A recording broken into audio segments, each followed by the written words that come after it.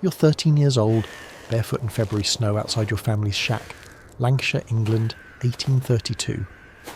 Your stomach stopped growling 2 days ago. Your little brother coughs blood into a rag beside you. Factory fever. Third kid this month.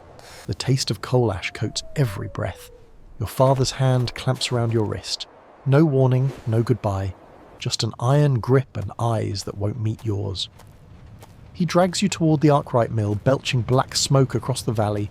A 6-story brick monster that's been eating children for decades. The factory door swings open.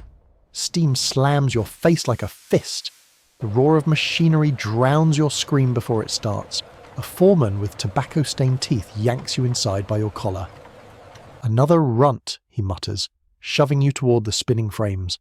The faster they break, the faster we replace them. The door shuts behind you.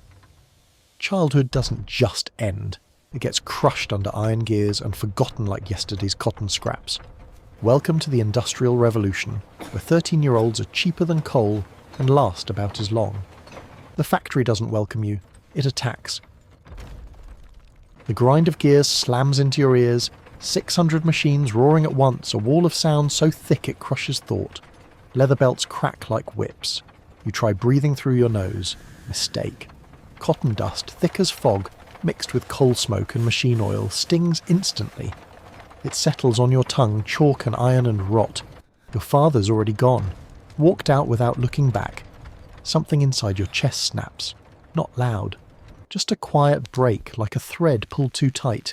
It never knots itself again. Children your age stumble between machines that tower 3 times their height. A boy with fingers wrapped in bloody rags. A girl with a crooked spine from carrying loads heavier than she is. Nobody talks, nobody looks up. You copy them because copying feels safer than thinking. The foreman circles like a wolf. String runner. Threads break, you tie them, fast, machine stops, you get the strap. He doesn't explain what the strap is. You learn an hour later when a boy fumbles a knot. Leather cracks across his back 5 times. His screams don't stop the machines. Nothing stops the machines. Then the first horror happens. A girl 2 stations down reaches under her loom to clear a jam. Normal, routine. But her sleeve catches on the belt. Her body jerks forward. The sound of bones snapping cuts through the raw like a knife. Her arm twists backwards, elbow bending the wrong way, skin tearing open as bone punches through blood sprays across white cotton in an arc. She screams once, loud and sharp and animal. Then the machinery swallows the sound. They drag her away by her good arm, body limp, face white, blood trails behind her like breadcrumbs leading to hell. The foreman looks at you. Thread's broke. Fix it. You approach the machine. Blood soaks the thread you need to tie still warm. Your stomach heaves but nothing comes up. You tie the knot. The machine starts again. The blood stain disappears into white cotton like it were never there. That night, you curl against the freezing wall. Your mother reaches for you. You flinch. Hard. Automatic. Touch feels like danger now. Like being grabbed. Like machines that pull and don't let go. You fall asleep terrified of waking up.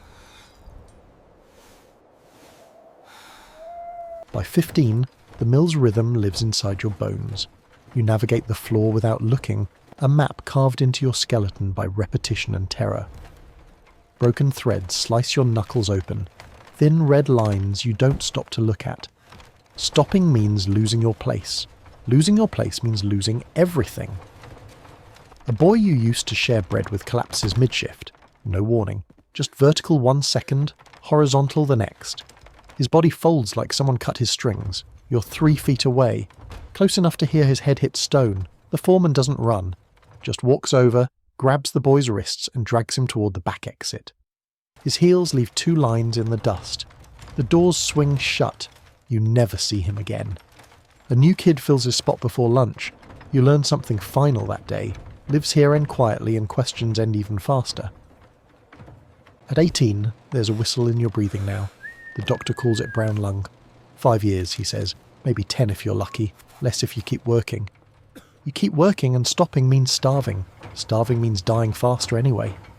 Then a new supervisor appears. Younger. Cleaner. He smiles when he talks to you. Actually smiles. Things are changing, he says. The new deal, labour reforms, shorter hours, better pay. His hand rests on your shoulder. Gently, not grabbing. You let yourself believe him. First mistake in years. 2 weeks later, promotion, more responsibility, longer shifts, heavier loads. Your body starts shattering. The supervisor stops smiling. You were useful when you were hopeful. Broken hope is just broken. Then the fire comes.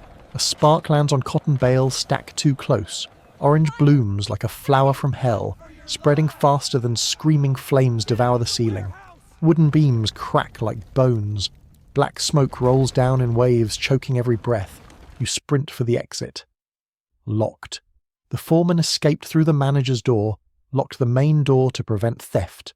Bodies pile against it, fists pounding wood that won't break. A woman's dress catches fire. She spins, screaming, a human torch lighting the room brighter. You grab a steel rod, hot enough to sear your palms, and swing at a window once, twice. The third swing breaks the wire mesh. Fourth swing explodes the glass. You drag a girl through by her wrist, her arm slick with blood and embedded glass. Behind you, someone else reaches the window. The ceiling collapses. The scream cuts off. 53 workers inside. 19 make it out. The rest become ash. 3 weeks later, the mill reopens. New workers, same machines, same doors, still locked from the outside.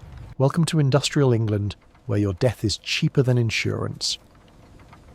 At 20, a word floats through alleys. Union.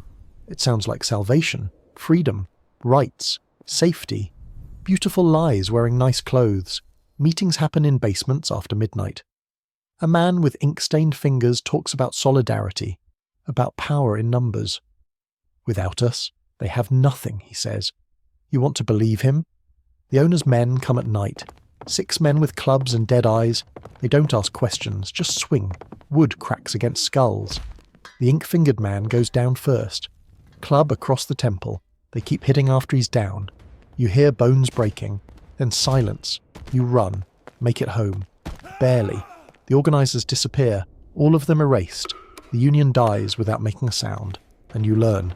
Hope is just another weapon used to keep you obedient. At 30, you wake before sunrise out of habit. Your body knows. It's been trained. Like a dog. Like a machine. Inside the mill, nothing surprises you anymore. Lint coats your tongue. Heat wraps around your throat. Vibration rattles your teeth. You blend into the rhythm like another piece of machinery. Machines don't complain. Machines don't feel. A co-worker lifts a cotton bale. His eyes roll back.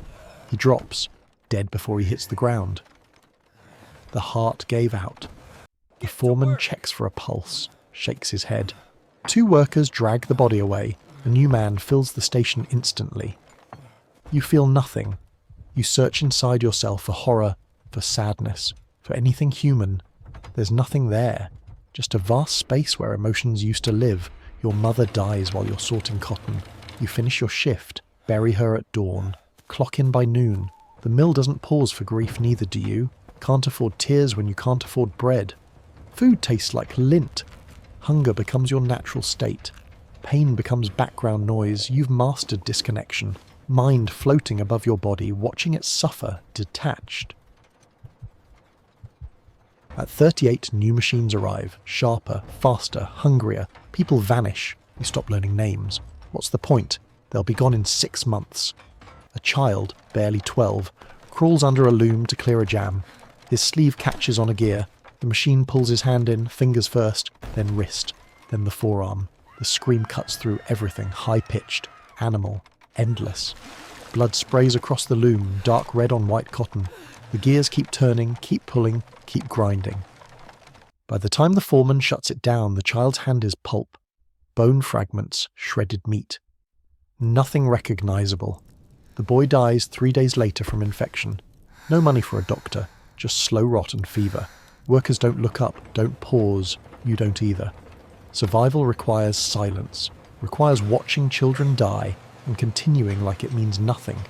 Because if you acknowledge the horror, you fall apart. And falling apart means joining them. At 47, your body decides it's done. It's a Tuesday, hour 12. You're moving a cotton bale, standard weight, standard task. You've done this 1,000,000 times. You bend, you grip, you lift. Something inside breaks. Your lungs. Years of cotton dust are finally catching up. Your chest seizes, air won't go in, won't come out, just stuck, drowning on dry land. The bale drops. You fall next to it, slower, quieter. Your body folds, knees buckling, face heading towards stone. You land hard, cheek against the cold floor. The machinery roars like it always has. Workers step around you, not cruelly, just automatically.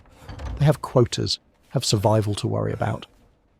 The foreman checks your pulse, shakes his head. 2 workers lift you by your arms, drag you to the back room, the same room where they dragged everybody. This place was created. Your vision narrows, not to memories, just work, just machines, just pain. 36 years condensed into exhaustion. You try to remember your name, the real one, the one your mother used. You can't. It's gone, erased. You're nameless, faceless, a number in a ledger. Your last thought, finally. Your lungs stop. Your heart stops. 47 years old. Looks 70, died on the factory floor like hundreds before. Like hundreds after. They bury you the next morning. Cheap box, no marker. Just a hole and dirt. In 5 years, no one will know where you're buried. In 10, no one will remember you existed. The factory continues. The machines keep running. New workers fill the gaps. The cycle continues forever, grinding through lives like cotton through gears. You survived 36 years, and that's the tragedy. You're back behind the shack. 13 again, barefoot, cold. Your father's hand reaches for your wrist. The mill roars in the distance. The door opens. The darkness breathes. You step inside, and everything ends. Not today, but slowly, over decades, until the child you are disappears, until the adult you become never lives, just works, just breathes, just suffers. Your story closes where it opened, at a doorway that swallowed every version of you, every dream, every chance at being something other than a body that moved cotton until it couldn't. You survived. You endured. You lasted 36 years in hell on Earth, and that's the tragedy.